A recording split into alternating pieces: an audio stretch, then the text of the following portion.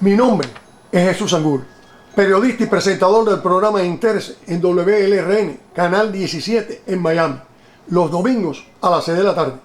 En esta oportunidad tenemos el honor de entrevistar en TV para Cuba al profesor Orlando Trujillo, autor de una serie de libros sumamente importantes para todos aquellos que nos encontramos preocupados por el camino que el mundo está siendo llevado por algunos gobernantes, por supercapitalistas, ciertos medios de opinión pública, una gran cantidad de profesores universitarios, líderes sindicales, cineastas, conocidos artistas e intelectuales y una buena cantidad de estudiantes. Hoy queremos, en el espacio que nos permite YouTube, que el profesor nos hable sobre su libro De los Illuminates a los progresistas. ¿Quiénes son? Su origen y por qué debemos preocuparnos por ellos actualmente. Bienvenido a TV para Cuba, profesor Trujillo.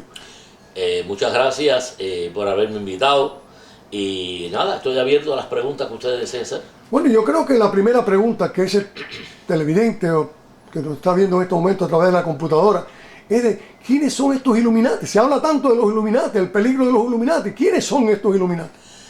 Bueno, realmente los Illuminati es una sociedad secreta que se remonta a milenios, no siglos, pero surgen a la luz pública precisamente el mismo año de la independencia, o que se declara la independencia en Estados Unidos, 1776, y surge en la ciudad de Múnich o München, como se dice en alemán. Esta organización surge a la luz pública, repito, por medio de un sacerdote jesuita, Adam Weishaupt. Este señor había incursionado en el misticismo, había estudiado una serie de diferentes teorías y teologías y había creado un cierto malestar entre la sociedad jesuita donde él estaba, al extremo que lo querían mandar de misionero, al Asia.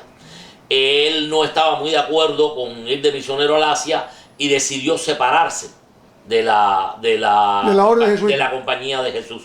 Decidió separarse, no separarse como jesuita, sino separarse de la orden. Y estando en esta situación, él hace contacto con Mayer Rothschild, que era el hijo del original fundador de la casa Rothschild en Frankfurt, Alemania. Y Mayer Rothschild lo convence para sacar a la luz pública, repito una vez más, a la sociedad de los Illuminati. ¿Y por qué digo a la luz pública? Porque anteriormente los Illuminati habían estado miles de años trabajando en la sombra. Miles de años. Han sido una sociedad secreta que trabajó en la sombra. Y le digo, mire, miles de años porque los Illuminati tienen esta base. Los Illuminati consideran que ellos son un grupo de personas conocedores de los secretos arcaicos, conocedores de los grandes secretos del universo, y que por lo tanto ellos son iluminados. De ahí viene la palabra latín illuminati. Son iluminados, pero muchas personas interpretan que son iluminados por la luz de Cristo, por la luz de Dios. No hay tal. Ellos son iluminados por la luz la luz más brillante en el universo de la creación. ¿Quién fue la luz más brillante en el universo de la creación? Luzbel. Luzbel era el ángel más hermoso, el que tenía más luz, el que más brillaba. Y tenía tanta luz y brillaba tanto, y se consideró tan hermoso, lo admiraban tanto, que él creyó que él estaba a la par de Dios, según los libros sagrados. Y entonces Luzbel se subleva, porque él quiere ser como Dios, quiere estar al lado de Dios y no estar sometido a la voluntad de Dios. Él arrastra en esa sublevación, según cuentan los libros, arrastra 1/3 de los ángeles arcángeles del cielo. En esa guerra que se enfrentan unos ángeles contra otros. Las huestes de Dios están defendidas por Miguel, y Luzbel comanda las huestes de la sombra, que serán más adelante. En esa guerra pierde, como es lógico, Luzbel, y entonces es arrojado al infierno, como se dice en algunos libros. Realmente es arrojado a la tierra que en ese momento supuestamente se llamaba Satania. Y es arrojada a la tierra, y se dice que se arroja al infierno porque caen en un lugar de fuego.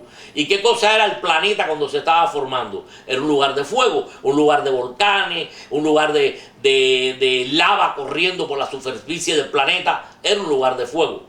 Supuestamente aquí caen Luzbel y todos sus ángeles caídos, valga la redundancia, en este planeta. Dentro de un mundo espiritual totalmente. Al caer en la tierra, ellos se van coagulando. Es decir, el espíritu, la parte esa que es etérea, se va coagulando, va adquiriendo materia. Porque cuando cae a la tierra empieza a adquirir materia. Y están en la tierra. En la tierra empieza a surgir una raza. Una raza que tiene que pasar por todo un proceso de evolución para llegar a consumarse como hombre. Pero estos demonios, ya llamémoslo en la forma que lo llamaban los griegos, estos demonios encuentran, según cuentan los libros sagrados, cuenta que hallan a las hembras de estos seres que están poblando la tierra, las encuentran atractivas y cohabitan con ellas y crean una generación de híbridos entre estos seres que están colocados en la tierra para que evolucionen y ellos. Y entonces lo hacen avanzar desde el punto de vista que le dan más conocimiento. Es el pecado original. Por eso se habla de que comer del árbol de la sabiduría, si comes de él, serás como Dios, porque conocerás el bien y el mal. Aquellos aquellos seres que habitaban este planeta originalmente eran como niños, estaban empezando un proceso y eran totalmente ingenuos.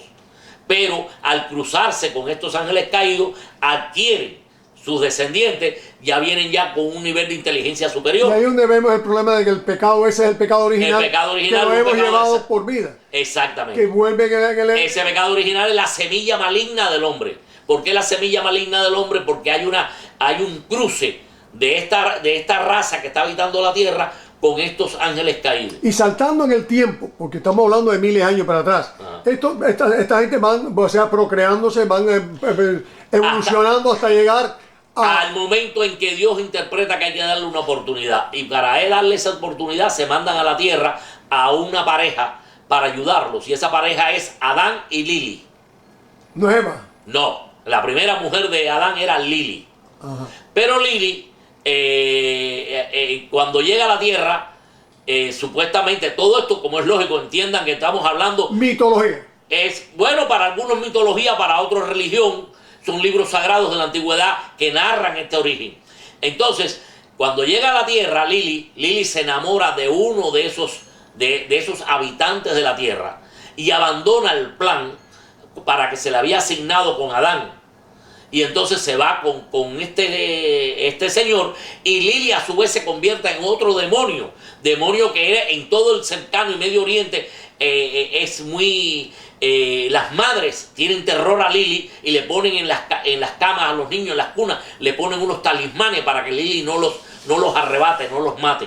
Y Lili se convierte de aquella mujer enviada a la tierra, se convierte en un demonio. Después viene para ayudar a Adán en la obra, que ya Lili se apartó. Entonces Dios crea a Eva.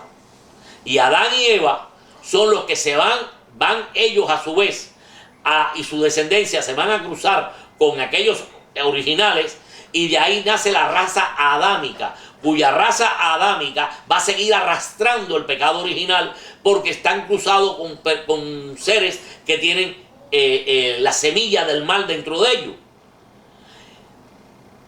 Dicen que cuando vino el diluvio universal, que por cierto está en todos los libros sagrados de todas partes del mundo, en China, en todos. Cuando viene el diluvio universal, el propósito de Dios es eliminar a esa raza que los griegos le llamaron titanes, los hebreos le llamaban los Nefli. En fin, se le dieron 1000 nombres para eliminarlos, pero no se eliminaron todos, no fueron eliminados todos. Para que entonces la descendencia de Adán y Eva pudiera poblar la tierra, eliminado de esta gente. Pero la cosa no fue así. Estos señores, y viniendo ya al origen de los Illuminati, estos señores, ellos consideran que ellos son, ellos no tienen, no desean ser redimidos del pecado original. Ellos consideran todo lo contrario. Ellos consideran que Luzbel le trajo al hombre, le dio la libertad, que los griegos lo ponían en Prometeo, que había robado el fuego sagrado de los dioses, se lo había dado a los hombres y los dioses en castigo lo habían atado a la piedra tártara. Bueno, ellos consideraban que no, ellos no quieren, ellos creen que Luzbel lo liberó. ¿Lo liberó de qué? Lo liberó de la esclavitud de Dios. Lo dejó que ellos fueran hombres, que crearan, que fueran ellos por sí mismos, independientemente de Dios, no tenían que estar sometidos a Dios.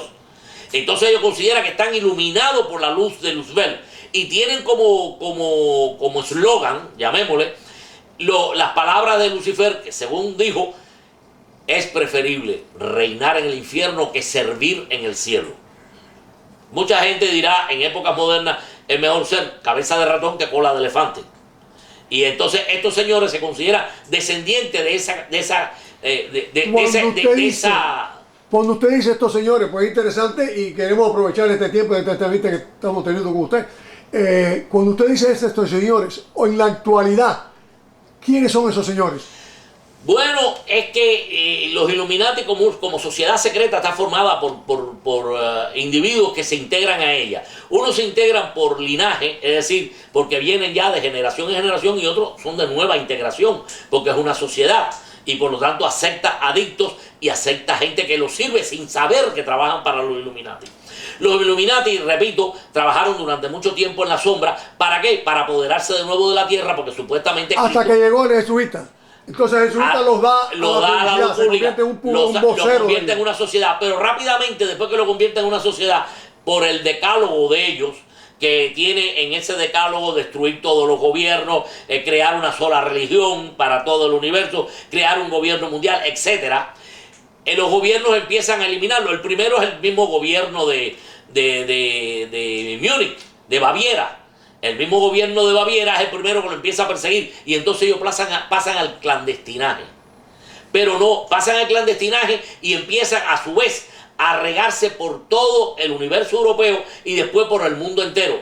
Primero que todo Estados Unidos, y después se riegan por el mundo entero. En el universo europeo crean muchas sociedades y se integran incluso a la masonería, en una forma que nace una sociedad que se llamó la Sociedad de los Masones Iluminados. Entre los Illuminati y la masonería hay muchas cosas en común y hay otras que los separan. Por eso les fue fácil integrarse a la masonería en ciertos aspectos, no a toda la masonería, pero infiltraron todas las religiones, el catolicismo, infiltraron las sinagogas. Por ejemplo, en el caso de los judíos, ellos a través de Mendelssohn, Moshe Mendelssohn era un rabino de gran conocimiento que escribió mucho de aportación a la religión judía, pero este señor tuvo contacto con la sociedad Illuminati y se transforma en un Illuminati, y entonces empieza a escribir todo lo contrario. Es más, los judíos en aquel entonces se decía que habían habido en la historia tres grandes Moisés: Moisés el bíblico, Moisés Maimónides y Moisés Mendelssohn. Pero después este Mendelssohn crea una sociedad. Primero se llamó la Sociedad de los Amigos de Berlín, y después entonces se llamó los Mendelssohnianos. Y esta sociedad es una sociedad que prácticamente convierte al judaísmo en una sociedad atea. Y tal es el extremo que de las sinagogas se le expulsa y se le declara a él como enemigo de la religión, y Mendelssohn muere apartado totalmente del judaísmo y condenado por el judaísmo. Dentro de la Iglesia Católica sucede igual, montones de infiltrados dentro de ella, que incluso en el Vaticano se ven símbolos Illuminati porque fueron colocados de maneras estratégicas en ese lugar. Lo infiltraron la Iglesia protestante, lo infiltraron todo y crearon infinidad de sociedades secretas. En el libro mío de los Illuminati de los progresistas están enumeradas casi todas. ¿Cómo ellos llegan a adquirir? Porque hasta ahora estamos hablando primero un punto de vista místico, después un punto de vista religioso. la participación de ellos en el judaísmo, como infiltración en la Iglesia Católica, pero a este mundo político que es el que estamos, que tememos, y en su libro más o menos usted lo da a entender. El propósito de ellos es crear un orden mundial nuevo, un gobierno mundial con una sola religión, que lo puede comparar, si así lo desea, con el anticristo. La realidad es la siguiente: ellos están conscientes y saben que para poder crear ese nuevo orden mundial necesitan primero un gran capital económico y después un gran capital político. Ya ellos infiltraron las iglesias, infiltraron la psiquis del hombre, porque a través de las iglesias se controla la psiquis del hombre, a través de las religiones, de las creencias, se controla la psiquis del hombre. Ahora tiene que controlar la parte material, la parte económica y la parte política. Para la parte económica precisamente están los grandes banqueros y los supracapitalistas. En ese momento eran los que surgía el capitalismo, estaba incipiente el capitalismo y había grandes banqueros en Europa, a la cabeza de todos ellos los Rothschild, y esta gente se confabula para empezar a manejar los hilos del dinero en toda Europa. Para poder controlar el dinero, el propio Meyer había dicho en una ocasión: a mí no me interesa quien haga las leyes, yo lo que quiero es fabricar el dinero, manejar el dinero.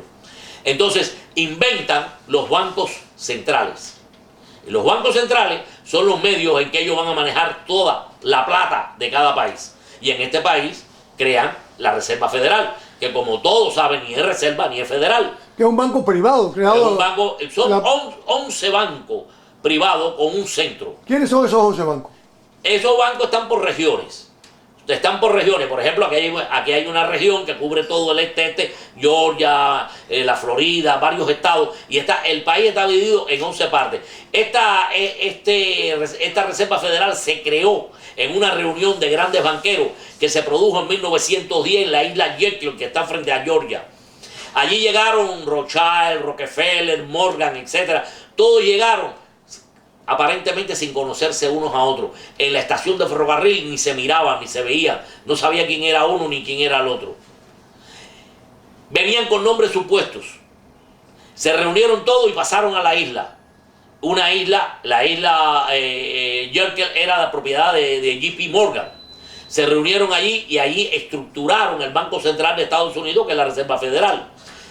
Eso en el año 1913, ellos se lo llevaron a un senador que estaba casado con una de la familia de los Morgan, y se lo presentaron para que este senador lo presentara en el Congreso. Este senador lo presentó en el Congreso el día antes de Navidad, cuando todos los congresistas no estaban interesados en nada, lo único que querían era irse a pasar la Navidad con su familia. Y entonces se pasó de forma precipitada, algo más o menos como el Obamacare. Se pasó de forma precipitada y entonces se lo entregaron a Woodrow Wilson, que era un fabiano, y Woodrow Wilson firmó inmediatamente en la institución de la Reserva Federal. Así es como surge el Banco de la Reserva Federal y así es como ellos controlan el dinero. ¿Por qué? Porque el Banco de la Reserva Federal le vende al gobierno federal el dinero que ellos fabrican, se lo venden. Pero esa venta, como es lógico, lleva una comisión. O sea, que cada vez que el gobierno recibe dinero del Banco Federal, el gobierno tiene que pagar una comisión por ese dinero. Es decir, si recibe $1, pongamos un ejemplo cualquiera, recibe $1, paga 1.2 por ese dólar. Y lo reciben y se lo venden entre ellos. Ese es cuando dicen la Reserva Federal puso el interés a tanto. Ese es el interés que cobra la Reserva Federal cuando vende ese dinero. Para pagar ese dinero, de inicio, se inventó el Internal Revenue. Los impuestos del Internal Revenue, que no existían, jamás se pagó en este país. Woodrow Wilson dijo que era nada más que por la Primera Guerra Mundial, para costear el costo de la Primera Guerra Mundial, pero como ustedes saben, estamos en el siglo XXI y seguimos pagando Internal Revenue. Porque realmente el Internal Revenue es una forma de pagar por el dinero de la Reserva Federal. Entonces vemos nosotros que el dólar cada día vale menos. ¿Por qué? Porque al cobrar una comisión por ese dólar, pues el dólar viene ya devaluado en cierto aspecto, porque hay que comprar más dinero y hay que pagar más. Entonces lo que usted compraba en el año 50 por $2, hoy le cuesta 20. Y el motivo es esa inflación continua de estar recibiendo un dinero, de estar recibiendo un papel impreso, cuyo papel impreso está respaldado por el gobierno federal, y entonces cuyo papel impreso sencillamente cada vez que se pone en el mercado trae una gabela con él que aumenta su costo, y eso hace que el dólar de por sí vaya cada vez valiendo menos. Hasta la década del 30 el dólar estaba respaldado en oro, y entonces se decía que si usted llevaba esos papelitos impresos a un banco de la Reserva Federal, ellos le tenían que entregar la cantidad equivalente en oro. Pero en los años 30 eso se eliminó, se borró la paridad con el oro en cuanto a cambio, y entonces se pasó a la plata. Pero en la década del 40 la plata se eliminó, y entonces se quedó el valor del dólar nada más que en el billete. ¿Y qué quiere decir en el billete? Antiguamente decía, esta moneda está respaldada en oro y podrá ser cambiada por oro. Ahora dice que esta moneda está respaldada por la Reserva Federal. Es decir, ¿quién respalda a la moneda? La promesa de la Reserva Federal que eso vale $1. Porque es un papel impreso igual que otro cualquiera. Ese es un papel que no tiene nada detrás que lo respalde. Una promesa solamente. Una promesa. Vivimos en el aire. Vivimos como en el monopolio, con papelitos que vendíamos y comprábamos y todo eran papelitos. Esa es una realidad. Ahora, creo que nos hemos saltado la etapa del marxismo y de los fabianos. Exacto, yo veo que ahí en un momento que me tocó los fabianos, iba a pararlo, pero es que es tan interesante todo que vamos a ver, porque aquí lo que nos da YouTube es media hora, vamos a tener que hacer muchísimos programas para poder hablar de todo esto tan interesante que usted ha dicho, pero la relación de estos Illuminati con los fabianos y los marxistas. Ellos fueron los creadores de todo esto. Carlos Marx fue contactado por Rothschild, y se le encargó desarrollar una teoría en la que se creara lo que Hegel había ya planteado. Hegel había planteado que la historia se mueve en una espiral, que esa espiral es la tesis es lo que está sucediendo en el momento, la antítesis, lo que va a surgir, que se va a oponer a lo que sucede en este momento, un nuevo planteamiento, y de esas dos cosas se unen y surge entonces la síntesis. Eso es el determinismo histórico de ellos, ¿no? Exactamente. Entonces a Marx se le encarga que desarrolle la antítesis de la tesis. La tesis en ese momento era la sociedad capitalista, burguesa, judeocristiana. Y entonces hay que desarrollar una antítesis, algo que se oponga a eso. Y lo que se opone a eso es lo que Marx desarrolla, que es lo que él llama comunismo materialista, comunismo científico, comunismo dialéctico. Y Marx, por ejemplo, dice que lo primero que hace es decir que no existe Dios, que el Dios no crea al hombre, el hombre crea a Dios.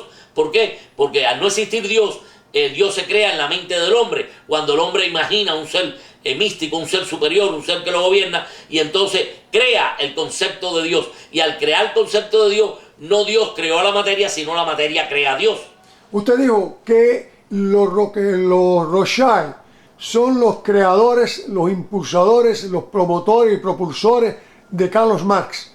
Sí, ellos son... ¿Con qué idea? ¿Qué idea tenían ellos con que Carlos Marx desarrollara su capital? Porque la sociedad establecida en ese momento no era propicia para la creación de un gobierno mundial. La sociedad establecida en el siglo XIX no era apropiada para poder crear un gobierno mundial. Los nacionalismos eran muy fuertes, acababan de surgir prácticamente los nacionalismos, porque recuerde que, por ejemplo, países como Italia y Alemania hasta ese momento habían sido ciudades repúblicas, la mayor parte de ellos habían sido condados, principados, etcétera, que se unifica. Italia bajo la Casa de Saboya se une como la República de Italia, y Alemania bajo el Kaiser. Es que se unifica Alemania, y entonces todo aquellos reinados, Prusia, Baviera, Renania, todo, se unen y se convierten en Alemania. O sea, el nacionalismo en ese momento está en pleno crecimiento, y entonces no es posible desarrollar llevar a cabo los pasos pertinentes para crear un gobierno mundial con un montón de nacionalismo, que todo era nacionalismo alrededor de ellos. Entonces hay que crear algo que destruya esos nacionalismos. Y la forma de destruir esos nacionalismos es crear un movimiento comunista internacionalista que va a crear con el concepto de que en el mundo entero todos los proletarios del mundo, es decir, Marx le llama proletario a la gente que no tiene nada, absolutamente nada, nada más que sus hijos, su prole, por eso le llama proletario. A unir a todos los trabajadores del mundo y convertirlo que no hay frontera, porque quieren eliminar los nacionalismos, que no hay frontera, que las fronteras son artificiales, que las fronteras son para esclavizar a los pueblos, y entonces que se cree un internacionalismo, el internacionalismo comunista, que se desarrolla por primera vez. Se crean las diferentes conferencias,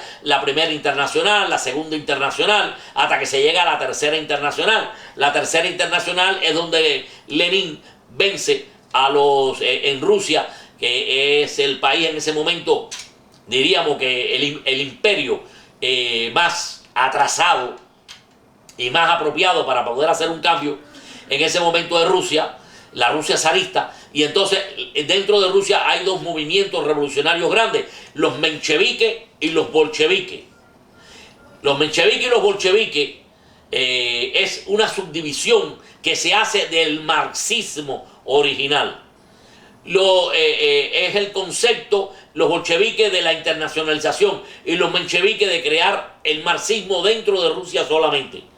Lenin vence en la tercera internacional con el planteamiento de que es el bolcheviquismo, que quiere decir mayoritario en ruso, es el de hacer el internacionalismo. Y entonces